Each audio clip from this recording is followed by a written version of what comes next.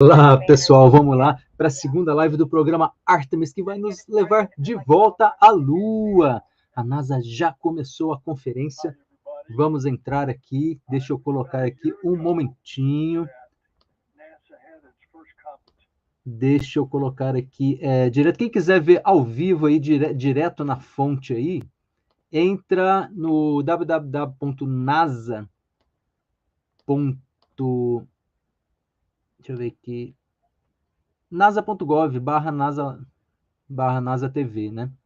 Então, entrar em www.nasa.gov e no ícone de NASA TV vai passar ao vivo aqui o desenvolvimento da sustentabilidade da missão ARTEMIS na Lua, como que os astronautas vão alunizar, descer ali da órbita lunar para a base ali da Lua, né? Esse que é o objetivo agora da teleconferência. Alguns engenheiros, alguns diretores da NASA vão falar um pouquinho e nós vamos acompanhar.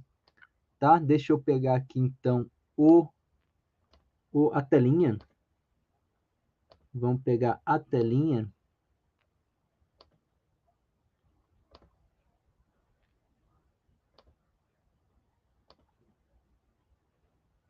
Tá, aí eu estou pegando aqui direto do YouTube aqui da NASA, tá? Deep space and all of that is, of course, in preparation for us then to have the first human mission to Mars. A primeira missão para Marte também, né? Que é a base para a primeira missão para Marte. Now, all of this boils down to that we think, and so does the Congress, that competition leads to better, more reliable outcomes. It benefits everybody. It benefits NASA. It benefits the American people.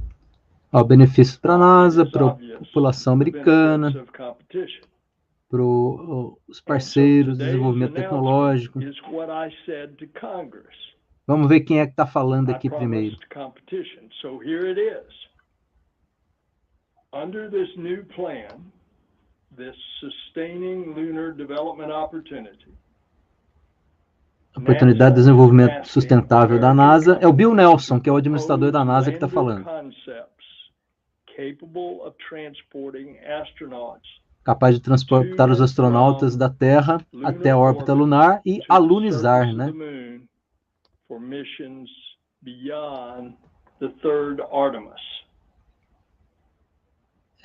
A partir de Artemis 3, né? Artemis 1 e 2 não vai aterrissar ninguém. Alunizar, né? These new landers are going to be built and operated according to NASA's sustaining lunar lander requirements.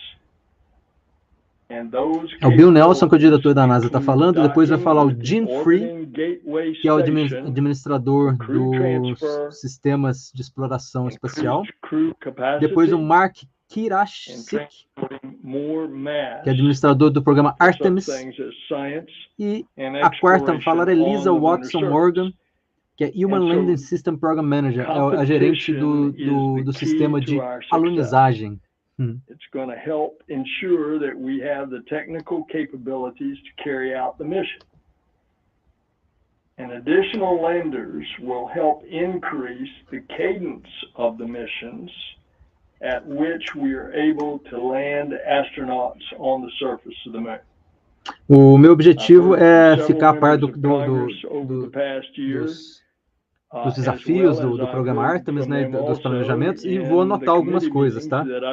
E vou tentar aqui, de repente, traduzir o que der aqui para traduzir, tá?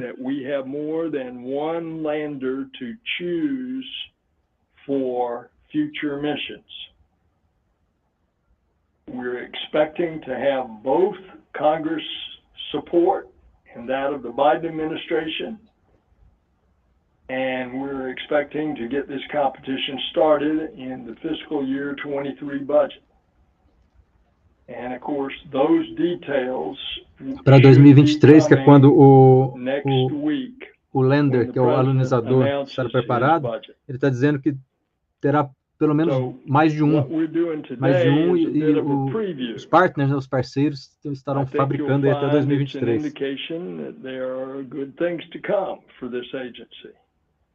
And if we're right, it's good things to come for all of Tem humanity. boas coisas para vir aí para a So humanidade I'm going to toda. turn it over to Jim Free, our associate administrator, and he's going to get into the details. Thank you very much, sir. Agora é o Gene Good que vai afternoon. falar. É a conferência bem rapidinha, Really né? excited to share the update with you today, which really continues our reflection on our long-term goal to establish that regular cadence. Vou deixar minha carinha maior aqui, porque, enfim, And eles you'll hear não from estão Lisa passando Watson imagem, só Morgan here passando in a só o áudio, né? moment, Tipo um who represent podcast. the great work of our team to get us here. And those of you that have been following know that our plan was always to return humans to the moon as soon as possible. Agora é o Gene Free que está falando. On Artemis 3, still targeting É o 2025 administrador da for that landing. desenvolvimento da exploração SpaceX continues espacial. to make good progress towards that mission. But beyond Artemis 3, we want to increase the healthy competition and advance our lunar capabilities to support more science, more exploration, and an emerging lunar marketplace. We are seeing great success in low Earth orbit using a services model, and we have an early opportunity to help American companies become some of the first service providers on the moon. And the best way to reach flexibility and resiliency that we need is through competition and redundancy. A flexibilidade que é necessária, né? Usando redundância também nos parceiros que estão fabricando os equipamentos. To conduct similar work in a parallel procurement. That means potentially two companies developing sustaining lander capabilities and two missions landing astronauts on the moon. Duas companhias criteria we plan to use fazendo os equipamentos e duas missões. In addition to the first landing, all before we ask for recurring services. This means that when we do start asking for those services, we'll have a stronger market, a more capable pool of potential providers, and a more competitive procurement. Through a robust architecture, this vision promotes access through redundant services, lower costs through competition, and support for the growing space economy on Earth through diverse contributions. And what we're laying out here today is an incremental buildup toward both more advanced lander capabilities and landing services. Artemis is a complex campaign with many exciting milestones ahead of us. Some of you saw just last week Artemis 1 rolling out to the pad for wet dress rehearsal. Falando do rollout que teve semana passada. Moment, as we head towards launch in the near future. Hardware for Artemis 2 and 3 is being built right now. Some of it O hardware para Artemis 2 e 3 está sendo fabricado agora, nesse European momento. service module, the crew module, great work going on at Michoud to work on SLS. O módulo de The tripulação. next couple of years will also be major for Gateway. Components for the power and propulsion element and habitation and logistics outposts are underway, and we'll start integration and testing of those next year. We're also making great progress with our critical international partners who will be providing additional Gateway elements. The European Space Agency, 12 countries in Europe, plus Canada, 12 are currently involved in países design and da Europa, construction of mais o Gateway, Canadá. as well as 17 states across the U.S. E 70 países dos americanos, norte-americanos, do ZEUA. E a European Agency, a Agência Espacial Europeia. Our next area of focus on São the os moon will be parceiros surface principais. mobility and habitation, but our vision goes beyond the moon, and everything we design, build, or procure for Artemis is done with the lens for Mars. But we're here today about the human landing system for the moon, so let's turn it over to Lisa Watson Morgan now. Human Landing Systems, que é o que ele vai passar agora para a próxima, que é a Lisa que vai falar agora. Lisa Watson, que é a gerente de sistemas de Human Landing, de aterrissagem humana, né?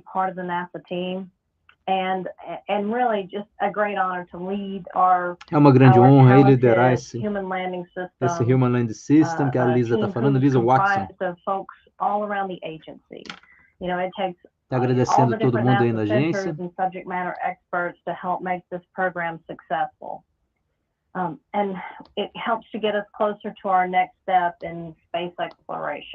Próximo passo da exploração espacial.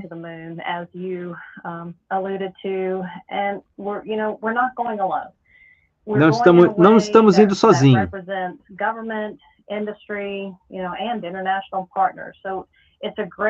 Governo e parceiros internacionais.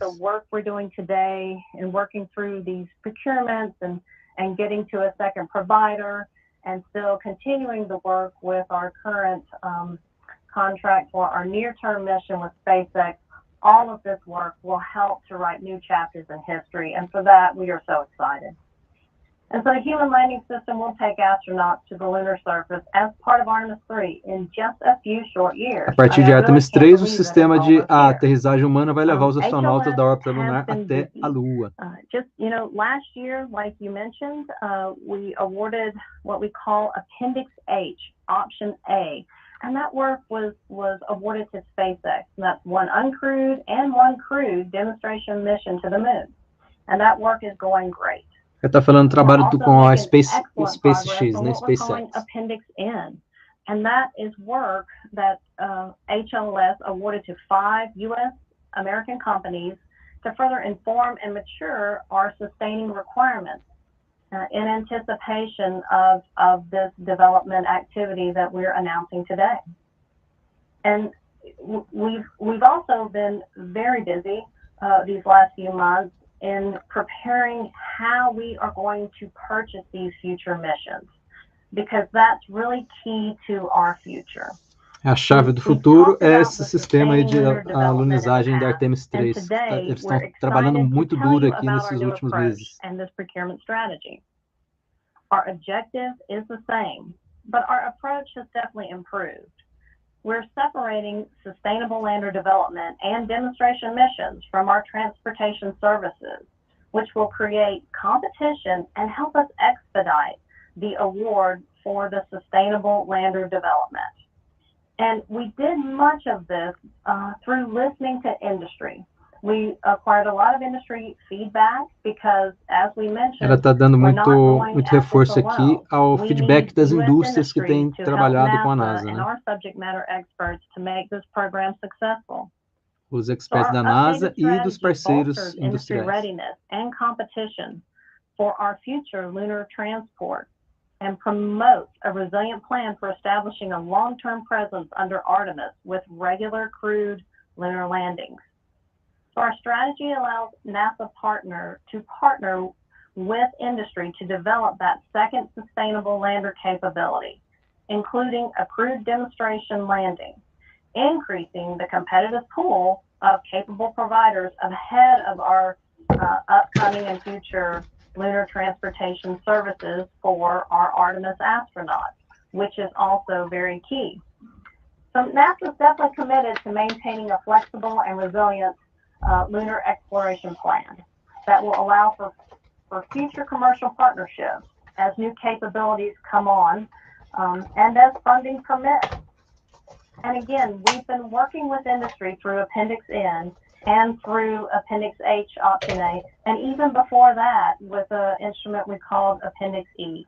So this has been a long time coming, and we've learned so much from all of those other acquisitions, and we're putting those lessons into this one. So we plan to release a draft request for proposals. A draft request for proposals. Eles vão lançar aí folheto aí para as propostas para as indústrias que vão participar, né? Hold industry days the first week of April to where we get additional feedback from them on what we've released. Tipo uma licitação que eles vão fazer, uma coisa assim. We'll release a final RFP, request for proposals, for this sustaining lunar development. É o request for proposal. Então eles vão fazer uma proposta aí para requerimento de proposta de parceiros. They'll have the opportunity to negotiate the same sustaining lunar development work under what we're calling Option B of its existing Appendix H contract. Option B was included within the original Appendix H acquisition and will have requirements that mirror this sustaining lunar development, this newer acquisition that we're talking about today. The Artemis 3 mission is unaffected by this change, and it's still on target for no earlier than 2025. Ultimately, NASA is working towards reliable and economic solutions to meet our goals, and our collaborative relationships are definitely vital to the future. Vai dar o prazo aqui 2020. missão look to da land Americans alunizagem, back né? on the moon for the first time in over 50 years, our innovative astronaut moon landers will be a hallmark in space exploration history. And as I mentioned earlier, we're definitely going to be writing just new chapters in history. We're just going to É um be novo capítulo na história da forging a humanidade, né? path. And Um we're novo doing passo all aí of na this exploração with espacial industry. com We're doing this os with novos NASA's astronautas subject desse século matter XXI na experts, Lua. with the vision that Apollo started, with Está falando um knowing pouquinho a where we're visão que a Apollo going. construiu, né? A It's going sequência, to né, be de toda a so história que o exciting. programa Apollo teve. It's been a long time coming to get this next procurement started, and our team O próximo passo, né, everyone is depois so de Apollo. excited. We're going to have an all hands later today with our team to celebrate this. We're definitely confident in NASA's partnerships with industry. Estamos confiantes aí na parceria com os parceiros da NASA. And continue, we continue to look forward to working with industry. Os esforços aí de caminhar juntos para esse próximo passo na história da exploração espacial e as bases de pré-colonização da Lua para um passo para depois para Marte. For deeper space exploration, exploração profunda até Marte. Obrigado. Essa, então, quem falou foi a Lisa Watson. Agora as questões da mídia, vamos ver aqui as questões, eles vão responder aqui a galera. Speaker, and also please limit it to one question on first go. So first, eles foram bem rápidos. With the Associated Press. Marcia? Yes, hi, thank you. I was hoping to get some details on the decision-making process for picking the crews for Artemis 2 and 3. Who's picking? How do you decide among the astronauts already identified for the Artemis team, and when might we learn their identities? Thank you. Como identificar os astronautas? Essa é a pergunta, né? Como é que eles escolhem? Let's try to answer your question later. Probably the summer, maybe the fall. That decision is made at the level of the Johnson Space Center. É o Johnson Space Center que toma essa decisão. É o diretor do Johnson Space Center. Usually it comes directly from the head of the astronaut office and the flight operations. The flight operation, a operação de voo, né?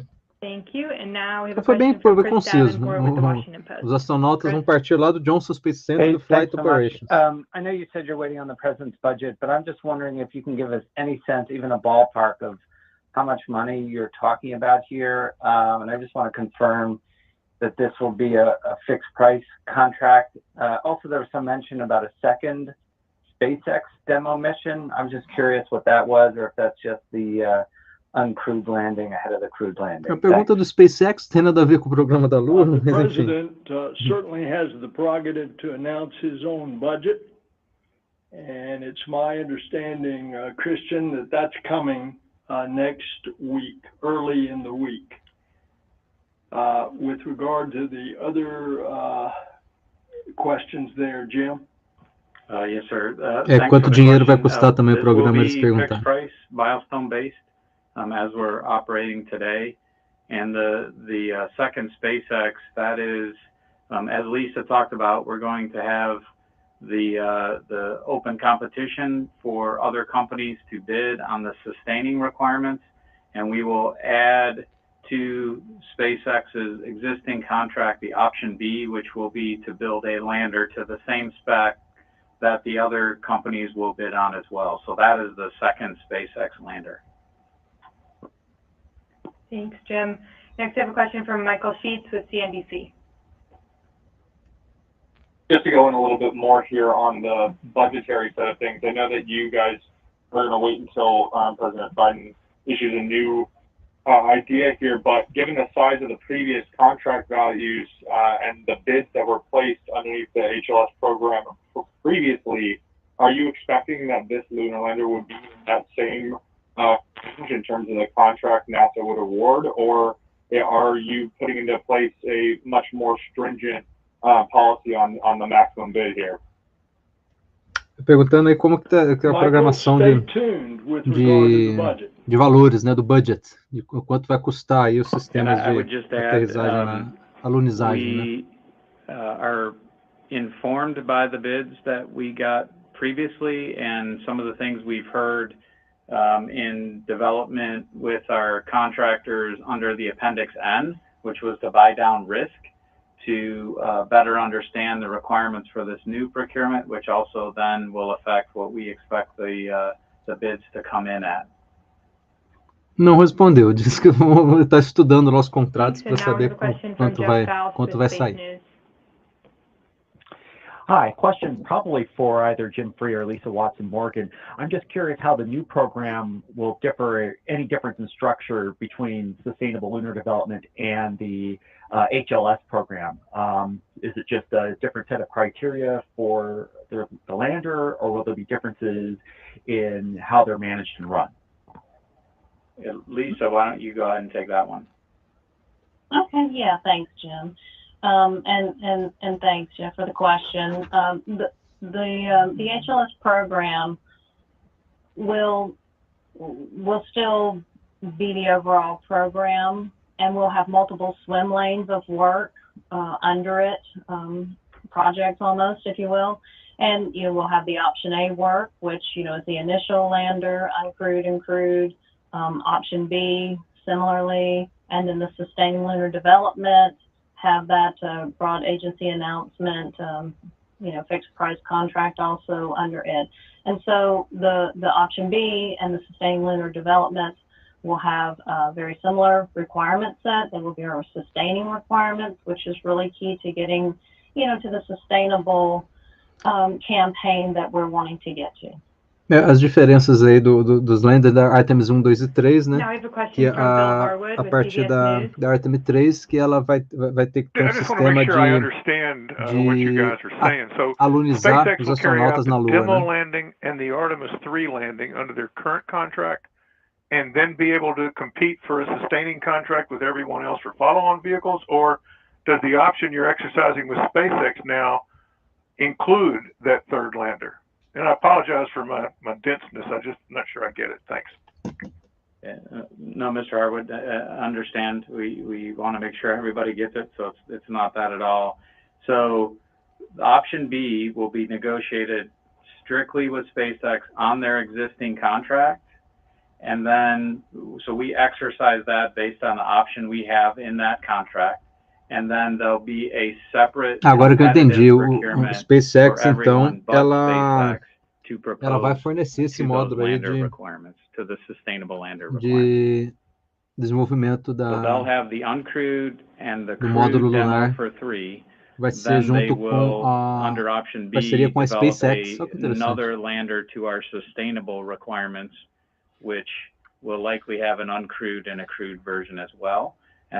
É uma missão não tripulada e uma tripulada.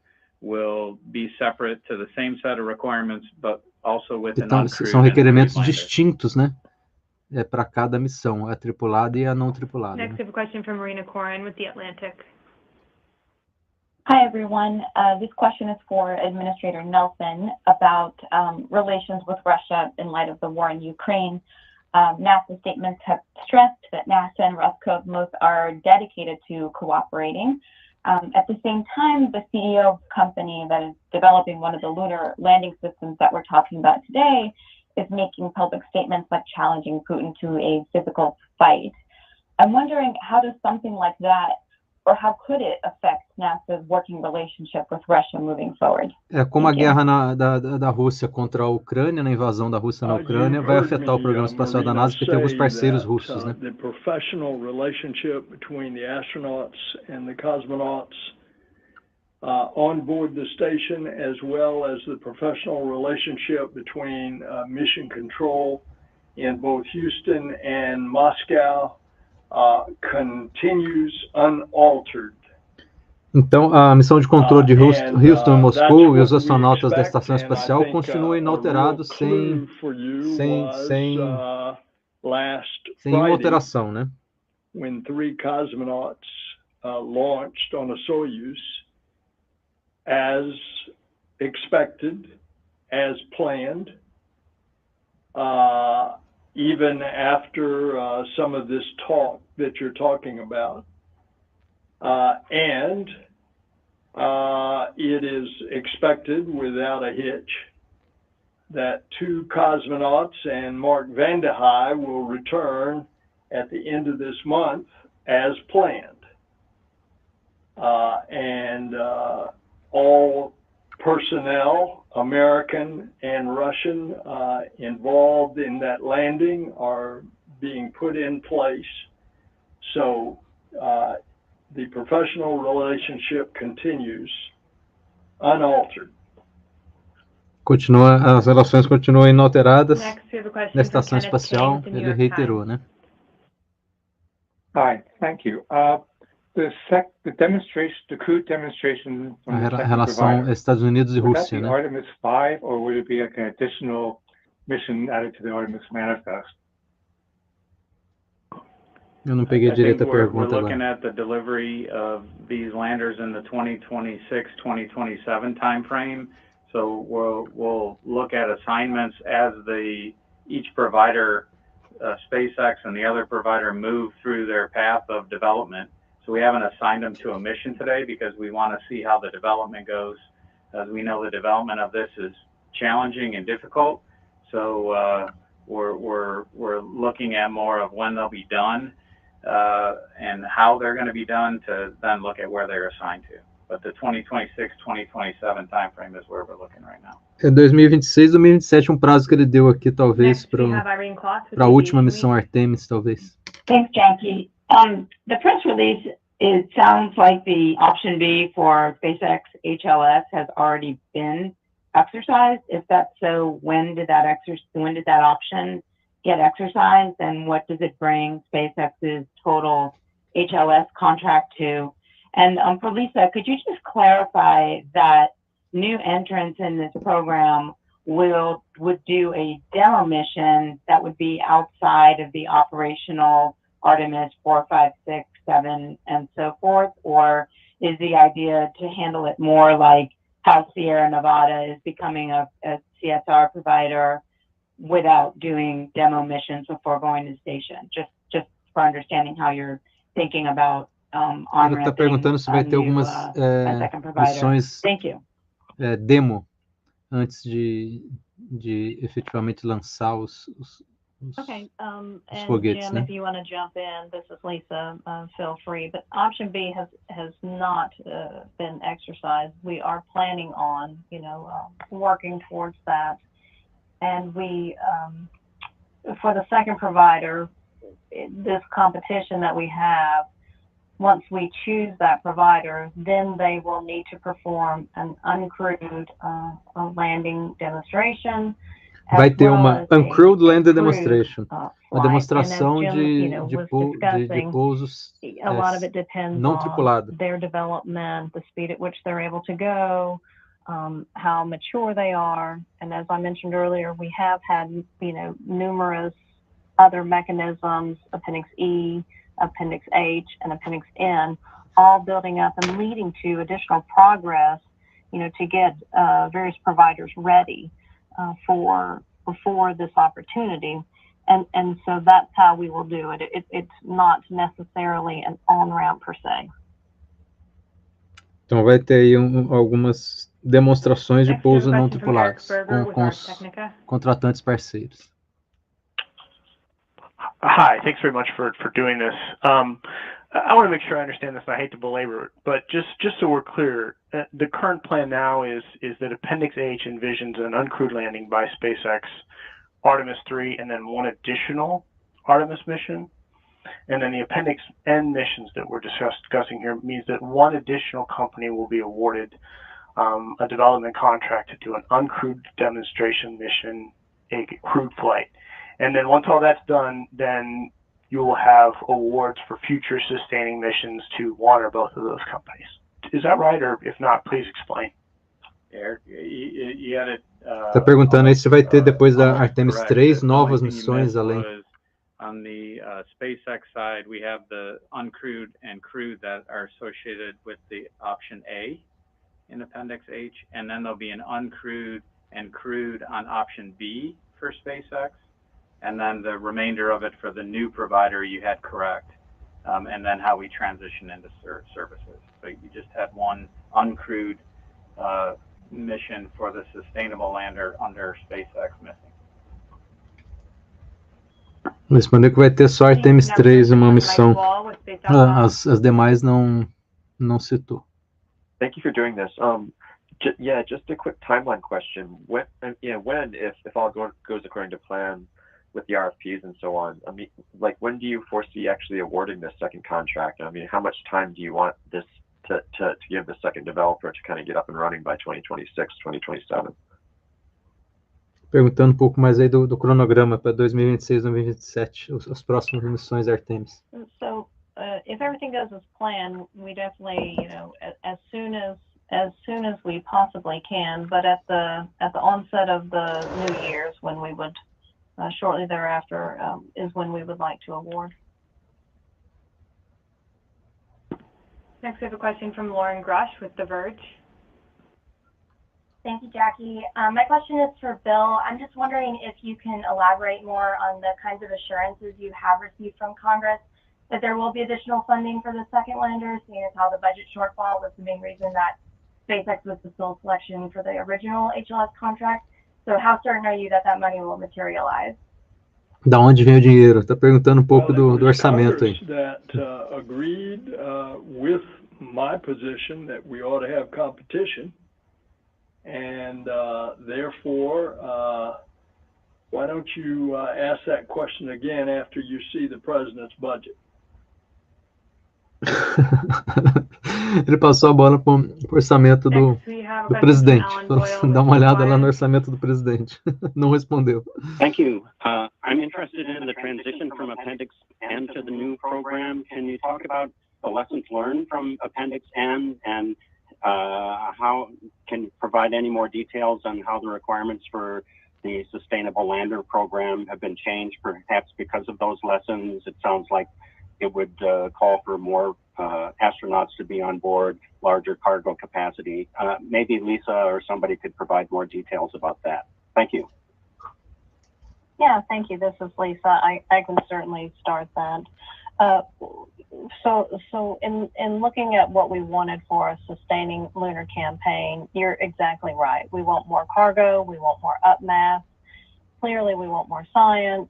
We want more days to do, our EVAs on the moon. So with that, what we did is that Appendix N had an initial set of sustaining requirements, and we have been working with 5 industry providers on their concepts, helping them mature their concepts, all each unique and different, with that, with those updated set of requirements. And so we've been doing that, for a good 6 months or so. We plan to continue working with them on it as much as we can. And so from that, they were able to provide us feedback through different task orders that we, wrote back and forth. And that helped to inform us as to whether we, changed this location or asked them to launch a certain way, different requirements. Then what it made us do is say, okay, well we could live with, maybe a little less here or a little more here. And so it helped us to refine and hone in on our requirements of what was really important, as well as what's most important is balancing to make the mission doable by as many industry providers as possible. And I think that's really key to what the administrator was talking about with his desire for competition. Ele está falando um pouquinho dos requerimentos, né, que o maior interesse é tornar a missão realizável, capaz de ser feita. Então, eles estão estudando aí a quantidade de carga que pode ser levada nos módulos, né, quantidade de experimentos científicos, e quantos dias poderão ser usados lá. Isso depende da quantidade de energia, de potência, de combustível, de tudo para promover os dias que os astronautas serão disponíveis para fazer essa missão. I'm wondering if there's anything you did this time around designing the SLD program that kind of makes it more resilient to lawsuits or legal fights that you maybe didn't do for the Option A award. Thanks. Yeah, I guess I would say, you know, the way everything played out with the option A selection demonstrated that we had stuck to our policies and procedures that we use when we do procurements. And certainly I think Lisa and her team did a lot to provide all the information that was requested along the way to demonstrate that. So from my perspective, we're going to follow that same path here, because that's where it was determined that we worked well in the option A selection. Eles falam muito de opção A e opção B, né? Deve ser os tipos de contrato, né? Os tipos de contratos com os fornecedores, quais são os requerimentos de um e de outro, né? Como eles disseram no início, são mais de um lender, né? Mais de um módulo a ser contratado. Architectures that don't involve SLS, or do you still see that as a kind of necessity for each of these crewed landings on the moon? Thank you. Do I understand your question to be, does this affect the architecture of the SLS?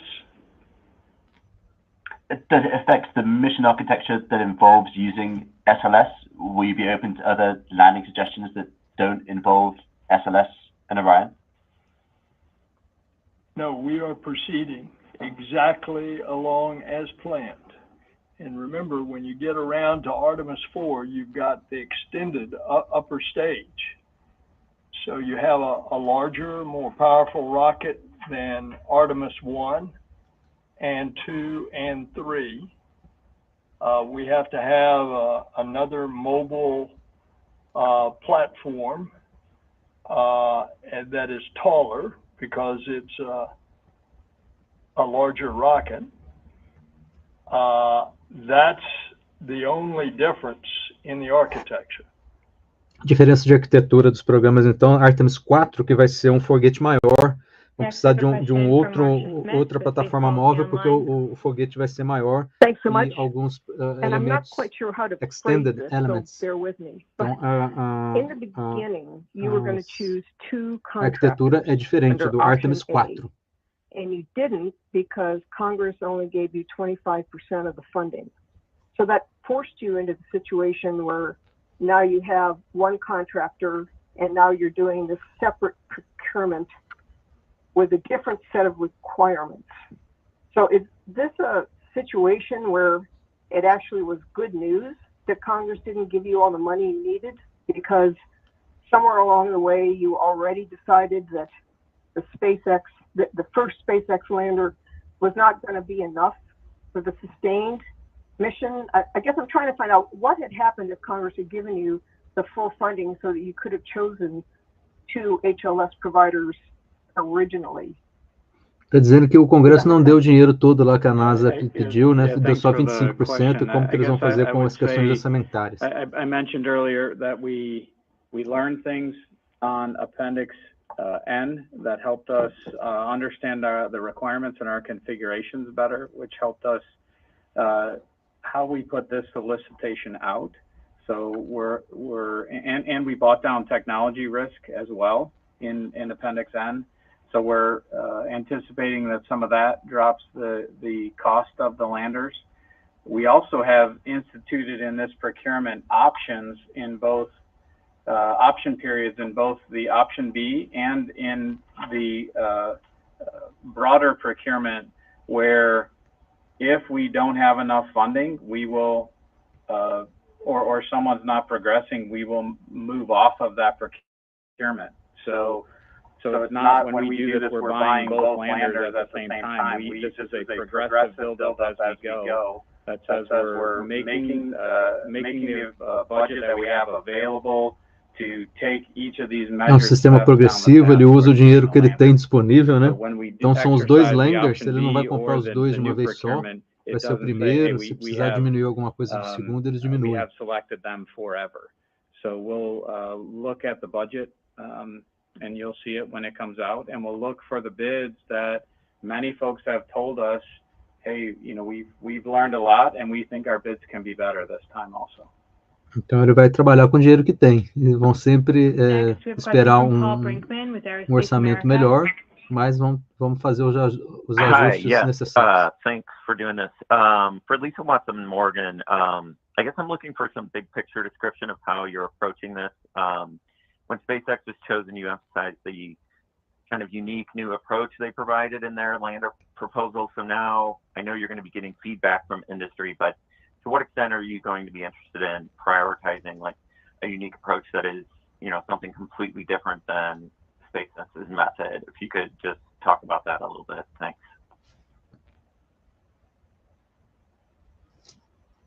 Sure. So that's a very good question as well. So as we are preparing for the sustaining, lunar development, really what we'll be looking for are industry providers who can meet the requirements and or exceed the requirements that we have listed that will come out in the near term in the draft RFP. And then we'll be looking clearly. Comentário aqui, Cláudia Maria Souza, direto lá da Flórida. Olha, Cláudia, vai sair daqui a pouco, o foguete vai sair. Você vai ao vivo, por favor, eu quero que você faça uma live ao vivo lá para mim, tá? Tá aqui o pedido aqui ao vivo para você, Cláudia, que tá aí na Flórida, pertinho aí do Kennedy Space Center. Vai lá ver ao vivo esse momento extraordinário aí do retorno à Lua, hein? Hi, Good everyone. afternoon, I love your lives. Eu amo suas lives, obrigado aí por assistir. Amo você, amo meus sobrinhos queridos. Beijo aí, Vilca Martins. Um abraço aí para a família toda, João Pedro, Vitor Hugo. Beijão aí para vocês, para você, Cláudia, para a família toda aí dos Estados Unidos, tá? Um abraço, com Deus. Eu estou tentando aqui captar um pouco aqui como está o planejamento dos americanos aí com o ARTEMIS, né? O pessoal fala muito rápido aqui, às vezes eu me perco, mas enfim, eu estou fazendo minhas anotações aqui, meus estudos sobre o programa ARTEMIS, porque eu sou muito apaixonado, eu queria ter estado aqui em 1969 com a primeira ida à Lua, mas infelizmente não estava, né? Agora eu vou acompanhar o ARTEMIS de pertinho até o lançamento aí, em junho, julho talvez, né? Thank you very much. Yes. Obrigado, Claudinha. Beijo. Com Deus. Beijo aí para todo mundo aí da Flórida, do Kennedy Space Center, que estão fazendo um trabalho lindo. O rollout semana passada foi extraordinário. Ver aquele foguetão saindo, transladando lá de um galpão para o outro, coisa mais linda. Se eu tivesse aí, eu ia lá ver ao vivo, mas estamos acompanhando aqui de longe tudo. Some of the areas that we are interested in and concerned with, as are they. And so collectively, the team, the NASA team, they're soliciting subject matter experts from us in a myriad of areas, and we're working deeply with them to make sure that we have the right risk-based insight that's needed. So far, I would say, as far as the integrated master schedule, things are on track, and you're right, there are some potential areas that we're watching out for, as are they, but to date, all milestones have been met, and we are good to go. And right now we have 2024 as our uncrewed demo flight. O demo flight não tripulado de 2024 está dentro do prazo estipulado. Ela falou um pouco dos prazos, né? Que as equipes estão trabalhando juntas ali, e o prazo está dentro aí do cronograma da NASA.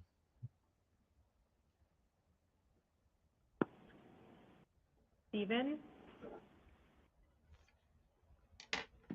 Yes, can you hear me now? Yep, we can hear you.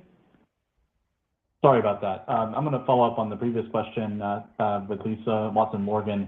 You talked about some mitigations in some areas that you're concerned with, things you're watching as you march down the development of the Starship HLS variant. Can you talk about what those are? And also, can you also take a step back and talk about the big picture ConOps for how the Starship HLS works? I know that involves multiple refueling missions, et cetera. How many launches will be required to support each Starship sortie to the moon? Quantos lançamentos vão ter? A pergunta aí do... Thanks for the question. So I'll say that we're working closely with SpaceX on this, and if you know anything, I know you guys are super familiar with their model. So if you're familiar with their model, they are certainly improving every day. I think, that they say waste everything but time, but, as just a cachet kind of thing. So they're working hard to try to bring in schedules that are already on schedule. That's just kind of the way they work. And, as far as what, we're concerned about, I would say just from an overall standpoint, their near-term milestones address those as well as their upcoming tests. So we feel that, right now we're on a really solid path. Clearly with... Estão dizendo que estão dentro dos prazos aí, SpaceX está trabalhando firme aí nos projetos. Space-like mission. E estão rigorosamente aí dentro dos schedules, dos prazos, né? I will say that SpaceX is super responsive, to SpaceX é programa bastante responsivo, né? All the areas around life support, all the, making sure that we get the tests on time, all of that work is going Os testes em dia vão ser feitos aí junto com todas as equipes, né? E os prazos estão dentro do esperado. Thank you for taking my question. This is a question for Bill Nelson. Agora para o diretor da NASA, Bill Nelson. The IG and GAO offices recently told a congressional committee that they believed a more realistic ETA for landing people on the moon was 2026 or later. And I guess I'm just wondering, how concerned are you about NASA's current timeline for returning humans to the moon? Não, Cláudia está perguntando se vai ser esse fim de semana o lançamento. Ixi, ainda vai demorar ainda. Nós estamos fazendo os testes ainda, os testes de combustível, que é o Wet Dress Rehearsal, o teste de vestido molhado, que é chamado, né? Então, está sendo feito agora, né? O foguete está na plataforma de lançamento, mas está fazendo os testes, né? Está fazendo os testes ainda para planejar o lançamento. Acredito aí que vai ser aí para junho, talvez. Junho ou julho que vai ser o lançamento, tá? Mas se você quiser ir lá ver os testes, pode ver também. Se puder, não sei como é que é a entrada lá, como é que é feita a entrada, né? Se quiser ver os testes aí eles vão inserir combustível, oxigênio e hidrogênio no foguetão e fazer os testes do equipamento todo. Se você conseguir ir, Cláudia, vá lá, tira umas fotos e filma para nós, tá? Vou adorar. My question is about the uncrewed demo. I wanted to know when it was. You just said that, but I'd like to know, can you tell us some more details about that? Is the design still in progress? Have they started the assembly? Where will it land? And are you going to do any science on that mission? Thank you.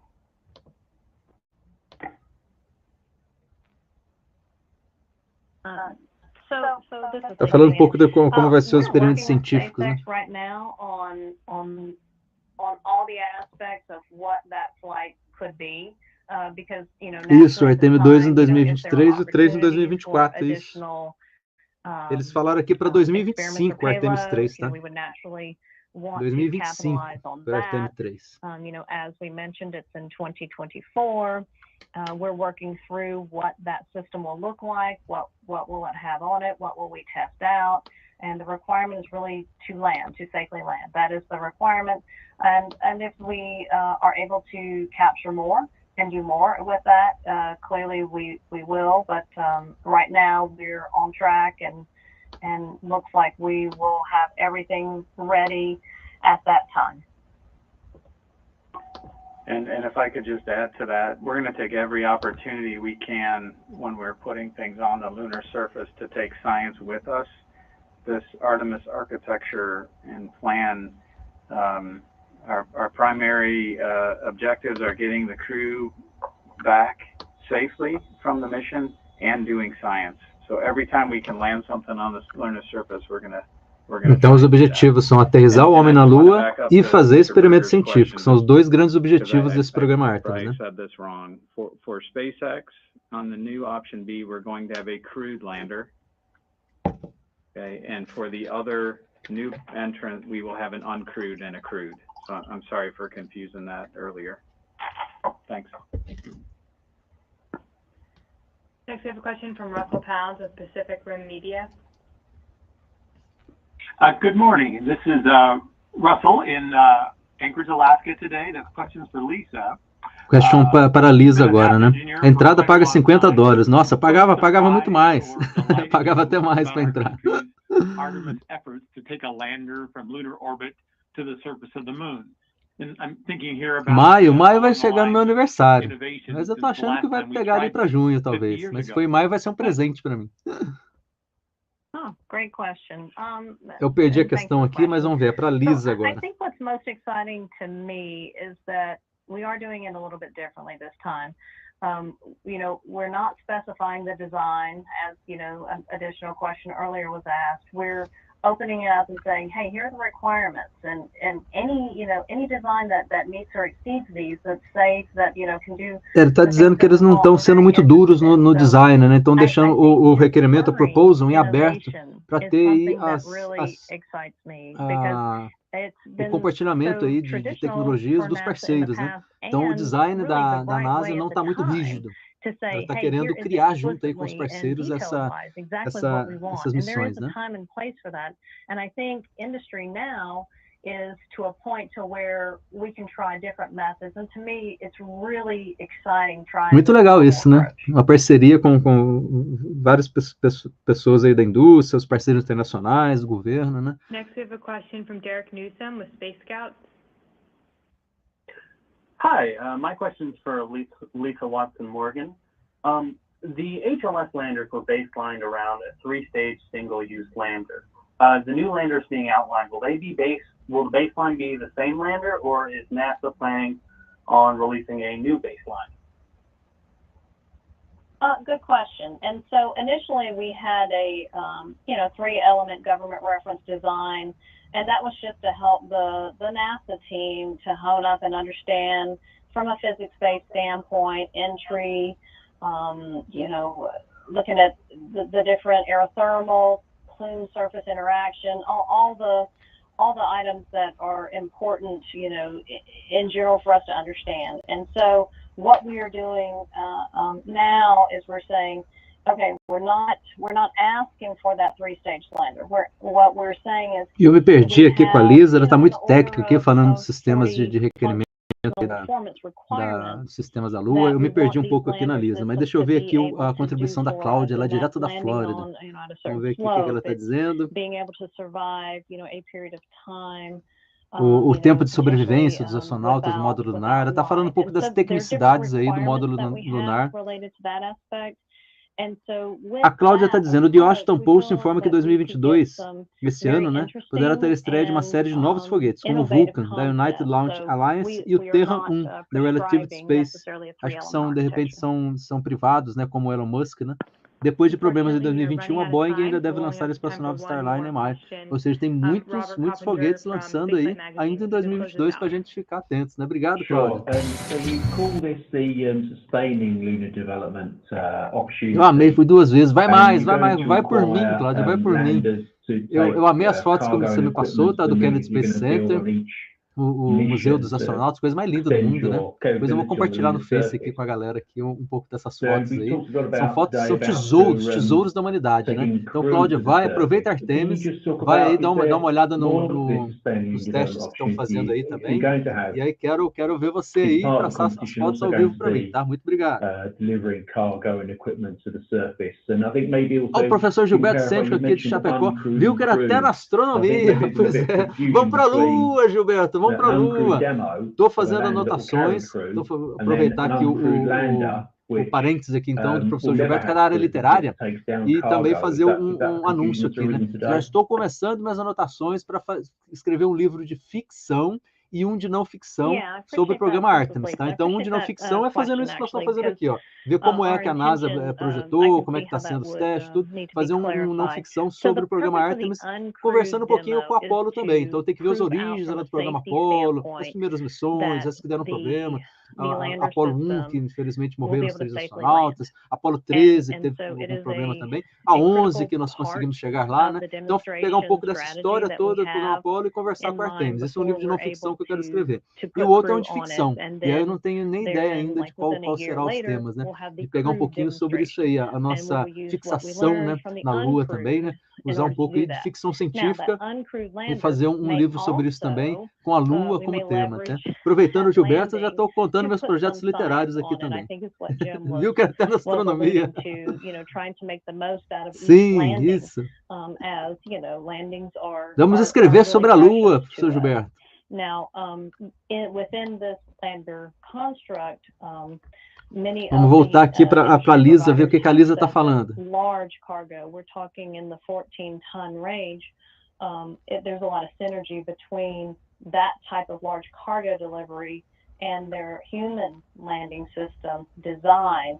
As such, Está falando um pouco da carga a bordo lá dos módulos, né? Quanto peso consegue levar também, provide us junto com a price tripulação humana. estimates on things like that. É um desafio, né? Quanto Thank peso you all pode so much levar for e tal, joining né? today's call. Teve a and galera welcome tava to falando lá News. no As a Face reminder, you can do listen to Kennedy a Space replay Center of this também, que a NASA teleconference podia later imprimir os today by nossos calling bilhetinhos da NASA. Você que não fez ainda o bilhetinho da NASA, entra lá, eu já coloquei no meu Face lá as dicas lá, acompanha lá no meu Face, que você pode colocar o seu nome, tirar o bilhete de passagem e viajar para a NASA. Eu já fiz o meu também. E aí a gente vai num pendrive, todos vão no pendrive, vamos todos viajar com Artemis lá para a Lua. Eu já tenho o meu, minha família toda já tem o bilhetinho de passagem para Artemis, tá? Eles estavam conversando se o pessoal podia imprimir os bilhetes e levar junto. Só que tem o problema do cargo aqui, né? Você está vendo que a Lisa está toda preocupada aqui com o tanto de toneladas que eles conseguem levar. Então, você imprimir os papéis, imagina milhares de bilhetes de passagem, imprimir, ia ser um cargo adicional, e não é. Então, vamos no pendrive. No pendrivezinho, é um pendrivezinho pequitinho assim, e vamos todos para a Lua, no Artemis, dentro aqui desse pendrive. Faça o seu boarding pass lá na NASA, você também. Viu, Cláudia? Faça lá, entra lá e coloque a família toda, o Wilker, o Vitor Hugo, o João Pedro, coloca a família toda nesse boarding pass, tá? Pra gente viajar para a Lua juntinho, sentar juntos lá, sentar juntos pelo menos aqui no pendrive, né? E vamos para a Lua junto, né, Cláudio? Vamos para a Lua. Já terminou, foi bem rapidinho aqui a conferência, né? Vamos ver os comentários aqui para a gente fazer uma finalização já. Está convidado para o nosso Chegou curso o novo de Centrum astronomia. Pro-Imunidade, Opa, agora já com vai 10 vezes mais vitamina C e 4 vezes mais zinco. Propaganda aqui não, fortalecer... propaganda não, chega de propaganda. Vamos fazer a nossa finalização aqui, então. Vamos tirar aqui, o pessoal da NASA já acabou. O Gilberto está me convidando aqui para um curso de astronomia EAD da Space Today. O maior programa de pós-graduação em astronomia. Já está um merchan aqui também, né, Gilberto? O maior programa de pós-graduação em astronomia com ênfase em planetologia da América Latina. Olha só, coisas dos latino-americanos fazendo um programa de astronomia maravilhoso. É da Space Today, não conheço, né? O Gilberto está me convidando para fazer o curso de astronomia EAD. Quem sabe, né? Quem sabe? Vamos botar na agenda para unir aí esse pessoal que está estudando astronomia aí junto com o Gilberto aí. Muito legal. Gostei do convite. Muito obrigado, viu, Gilberto? E a Cláudia... Ótimo, viu? Então, olha, entra lá, é lá no programa Artemis, entra nasa.gov, www.nasa.gov, entra lá no programa Artemis, vai ter o passaporte, como você emite o passaporte. Você entra, só colocar o nome, coloca Cláudia Maria de Souza, e ele pede para você criar um dígito lá de 7 números, um PIN, né? Você cria o seu nome, um PIN de 7 números, com esse PIN você vai poder enviar depois para fazer a impressão do boarding pass lá em junho, quando for o lançamento, né? Então é só colocar o nome e fazer o PIN. E aí tem o boarding pass. Poxa, eu não imprimi o meu. Próxima live eu vou imprimir o meu para mostrar aqui também. É um boarding pass bem bonitinho. Quer ver? Vou mostrar aqui. Eu vou puxar ele aqui então. Deixa eu puxar ele aqui. Deixa eu puxar o boarding pass aqui. Quer ver como é que ele é bonitinho?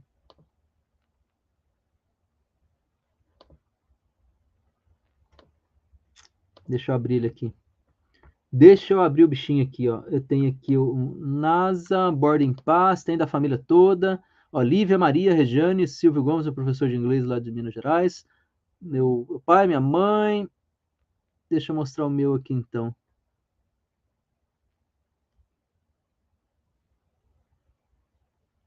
O meu não tá aqui. Mas deixa eu mostrar o da minha mãe aqui, então.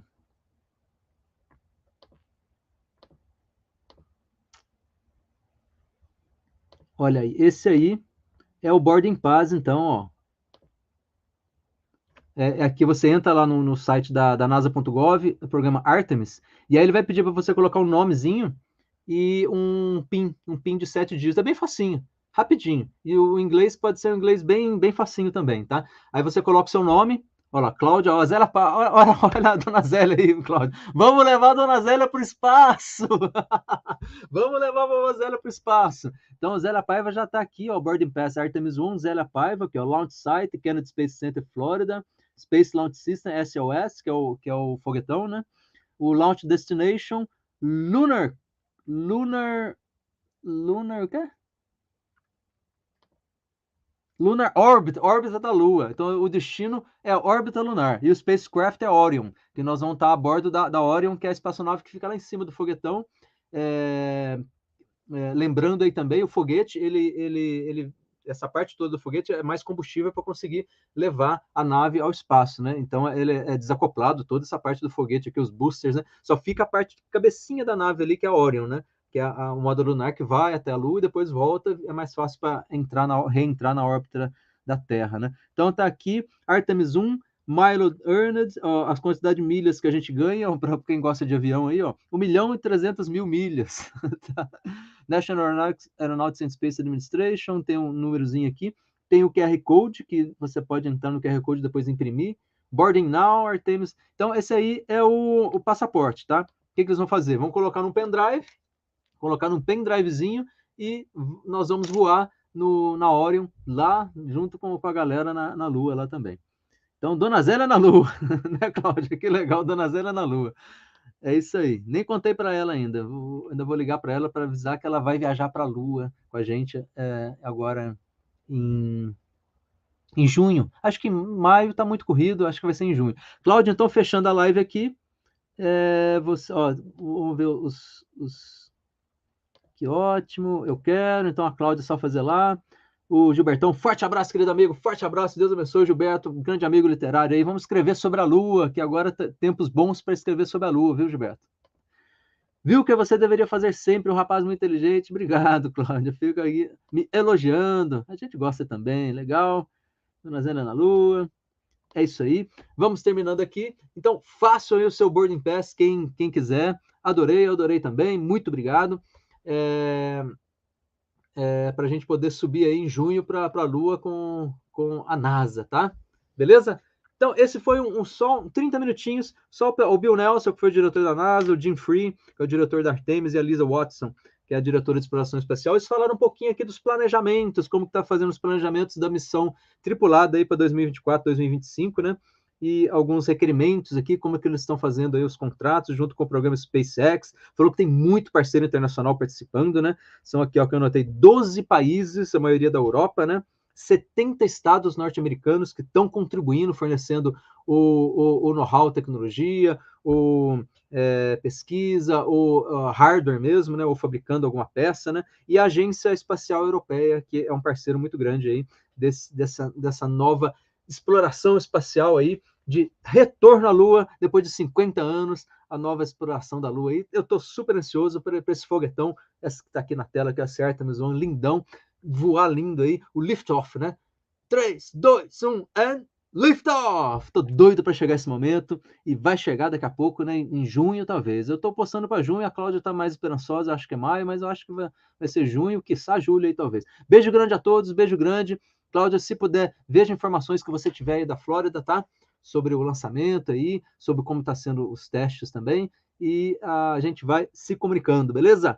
Beijo, beijo, beijo. A Cláudia ficou a live todinha aqui, muito obrigado. Ó, pelo menos uma assistiu, lá da Flórida. Valeu, o Gilberto aqui de Chapecó também. Beijo a vocês. E quem for assistir, que fica gravado também, um beijão. São muitas tecnicidades, né? Aqui o pessoal fala rápido aqui em inglês, eu vou tentando traduzir o que dá aqui. Enfim, mas nós vamos acompanhando um pouco desse programa Artemis, que é super interessante. Essa é a segunda live que eu fiz. A primeira foi o rollout, que é o foguetão sair lá da onde ele foi construído, o Vehicle Assembly Base Unit, onde o veículo é construído, saiu de lá e foi para a plataforma de lançamento 39B, onde ele está agora, e vai estar fazendo os testes de ensaio de vestido molhado, que é chamado, né? Onde eles colocam combustível, analisam, fazem os sistemas todos funcionarem, para ver se está prontinho para fazer o lançamento aí para final de maio, início de junho, talvez a gente tenha o lançamento da Artemis, né? Então, a terceira live eu acredito que vai ser amanhã. Amanhã vai ter uma nova livezinha da NASA, já estou convidando aqui já, amanhã vai ter outra.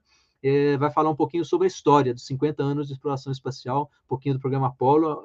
Amanhã vai ser uma live histórica, né? Então eu vou fazer um pouquinho também. Amanhã vai ser a terceira live, a primeira do rollout, essa aqui é um pouco dos aspectos técnicos do sistema de tripulação lá da órbita lunar para alunizagem, e amanhã um pouquinho de história, que é um item que a gente gosta muito, né? O item que a gente gosta muito é a história, né? Então vai ter um pouquinho dos 50 anos aí dos programa Apollo também, do Apollo, desde o Apollo 1 até o Apollo 17, que foi a última missão à Lua, né?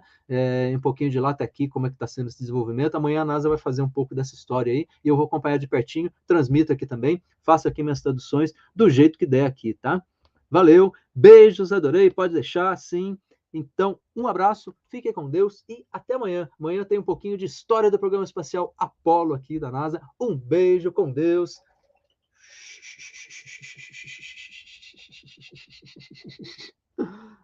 Deus abençoe Artemis, deusa da natureza, deusa feminina que vai levar essa matriarcalidade aí para o espaço, aí uma nova era matriarcal, novos valores, novas ideias, novos progressos para a humanidade. Um beijo com Deus, Deus abençoe NASA e Artemis.